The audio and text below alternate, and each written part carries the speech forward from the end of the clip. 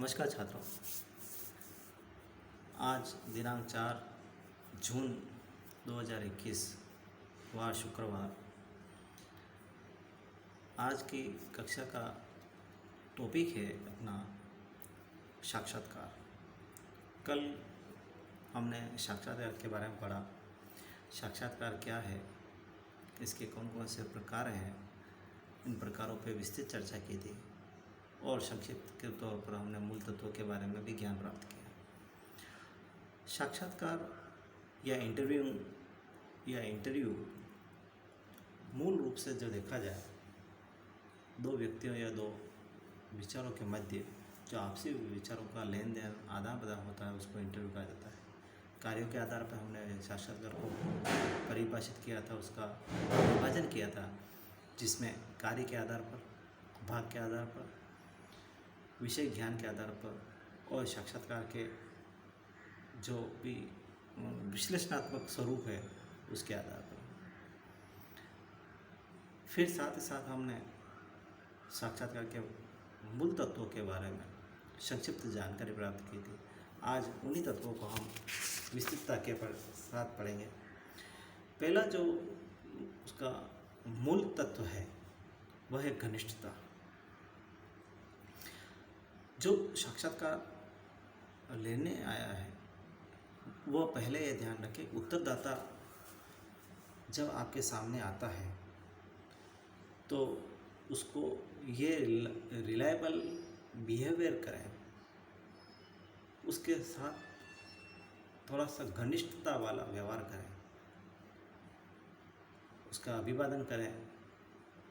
अभिवादन शाब्दिक हो सकता है, फिर उसका मुस्कुराकर उसको बैठने के लिए कहें, फिर उसके लिए एक ऐसा माहौल तैयार करें कि जिस उद्देश्य को वो लेके वहाँ इंटरव्यू देने आया है वह वातावरण बोझिल सा ना हो, जनरल वातावरण हो, सामान्य वातावरण हो, ताकि बालक उस वातावरण में अपने आप को असहज महसूस न करें।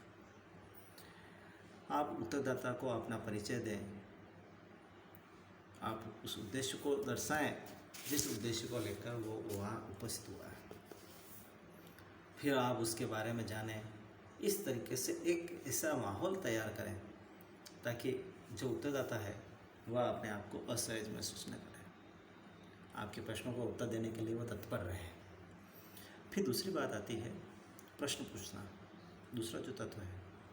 अब प्रश्न पूछना, क्योंकि मुख्य रूप से तो साक्षात्कार का मूल स्वरूप इन प्रश्नों पर ही आधारित है कि प्रश्नों के माध्यम से ही छात्रों को या साक्षात्कार उत्तरदाता से प्रश्न का आंसर जानता है, उसके विचारों के बारे में जानता है।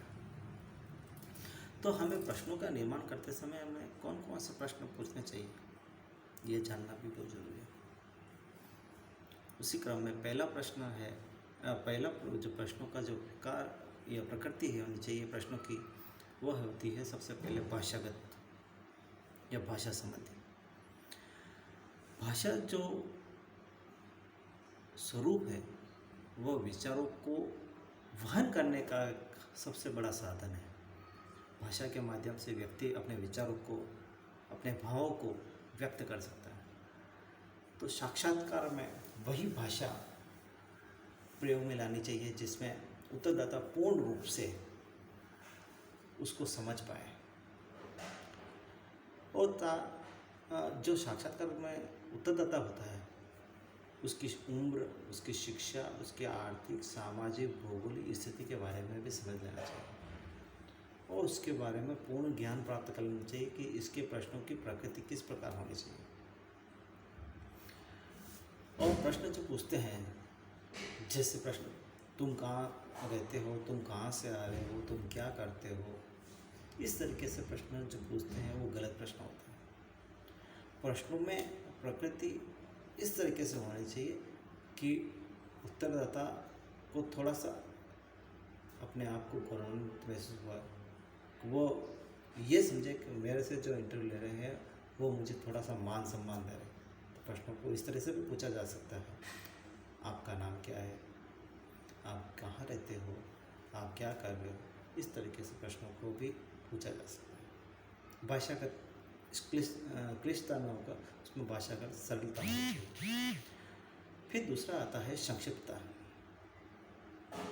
साक्षात्कार का जो मूल स्वरूप आता है प्रश्नों पर डिपेंड करती है। प्रश्न इतने जटिल न हो, इतने लंबे चौड़े न हो जिसमें उत्तरदाता को सोचने के लिए समय चाहिए। प्रश्न इतने साफ सुथरे, स्पष्ट, सरल, सादगीपूर्ण और संक्षिप्त होना चाहिए ताकि उत्तर देने वाला भी रुचिकर तरीके से उन प्रश्नों के उत्तर दे सके। प्रश्नों को उत्तर देते समय उसमें किसी प्रकार की घबराहट न हो, कठिनाई न हो। प्रश्न जितने सरल सीधे होंगे, रुचिमय होंगे, उत्तरदाता उसका प्रश्न का उत्तर भी आसानी से दे पाएगा। आप प्रश्नों को जटिल बनाने का प्रयास न करें। जटिल से तात्पर्य है, उदाहरण के तौर पर, क्या आप बता सकते हैं कि आपके परिवार में कितने सदस्य हैं? क्या आप बता सकते हैं कि आप कहाँ की ओर प्रस्थान कर रहे हैं? क्या आप जानते हैं कि मेरा व्यवसाय क्या है? इस तरीके से प्रश्न पूछकर उसको, प्रकृति को और जटिल बनाते हैं। फिर क्रम, सीक्वेंस प्रश्नों की बहुत जरूरी है। प्रश्न सरल से कठिन की ओर होने चाहिए। प्रश्न सरल से कठिन की ओर होना चाहिए, अंत से पूर्ण की ओर होना चाहिए, ठीक है ना, न कि कठिन से सरल की ओर, ताकि छात्र प्रश्न का उत्तर दें तो पूर्णतः क्रमबद्धता के साथ चलें। और अगर क्रमबद्धता का जो एक भी क्रम टूटता है तो छात्र के जो प्रश्न का उत्तर देने का जो मानसिक जो तैयारी है वो तैयारी डिस्टर्ब हो जाती है, अस्त व्यस्त हो जाती है। साथ साथ साक्षात्कारकर्ता इस बात का विशेष ध्यान रखे तो प्रश्न सरल से कठिन हो, सामान्य हो, सरल हो, इस तरीके से हो। प्रश्न की रूपरेखा ऐसा नहीं हो कि वो प्रश्न ऊपर नीचे हो जाए, अस्त व्यस्त हो जाए।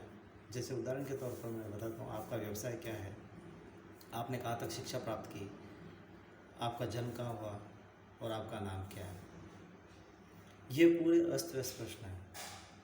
प्रश्न इस तरीके से होना चाहिए, आपका नाम क्या है, आपका जन्म कब हुआ, आपका व्यवसाय क्या है, आपने कहाँ तक शिक्षा प्राप्त की। इस तरीके से प्रश्नों को क्रमबद्धता के तहत प्रश्न पूछें तो प्रश्नों में तारतम्यता बन जाएगी। फिर बात आती है विमुक्त प्रश्न। विमुक्त प्रश्न का तात्पर्य है ओपन माइंडेड प्रश्न या क्वेश्चन। ओपन क्वेश्चन की जब बात आ रही है, जब छात्र की प्रकृति और उसके स्वभाव, उसके भौगोलिक वातावरण, उसके सामाजिक वातावरण को ध्यान में रखते हुए प्रश्नों को जब पूर्ण किया जाता है, पूछा जाता है, तब इस बात को भी ध्यान में रखना बहुत ज़रूरी है कि छात्र को जो प्रश्न पूछ रहे हैं वो खुले स्तर पर हो। कहीं से भी उस प्रश्न का आंसर आ रहा है, उस प्रश्न को स्वीकार करें एक बार।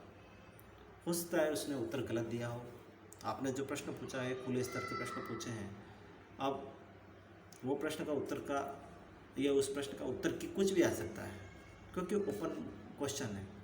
जैसे मान लीजिए उसके भाई का नाम राकेश है और उसको ये पूछ लिया कि आपने राकेश को गणित सब्जेक्ट क्यों दिलाया, या वो शिक्षक बनने की भी तैयारी करता है तो आपको शिक्षक बनना क्यों पसंद है, या आप बीएड कर रहे हो तो बीएड में क्या बदलाव की आवश्यकता है। इस तरीके से उसमें किस प्रकार के प्रश्नों की जो रूपरेखा होनी चाहिए उसके लिए उसको तैयार करना पड़ेगा और प्रश्नों की प्रकृति भी ऐसी होनी चाहिए। फिर होते हैं संयोजित प्रश्न। संयोजित प्रश्न का तात्पर्य है क्लोजिंग क्वेश्चन। प्रश्न ऐसे हो कि छात्र पूर्वानुमान लगा सके कि उस प्रश्न का उत्तर क्या होगा, उस अनुमान के आधार पर प्रश्न का आंसर दे दें। जैसे कि जिन प्रश्नों में सत्य असत्य का निर्णय करना है या उस प्रश्नों में उसका निर्णय हाँ या सही या गलत में करना है, या विकल्प है उन विकल्पों में एक का चुनाव करना है, क्लोजिंग प्रश्न है, उन प्रश्न से उसका उत्तर बाहर नहीं है, तो इस तरीके से इन प्रश्नों को आप तैयार कर सकते। फिर बात आती है जब अगली तरह की जब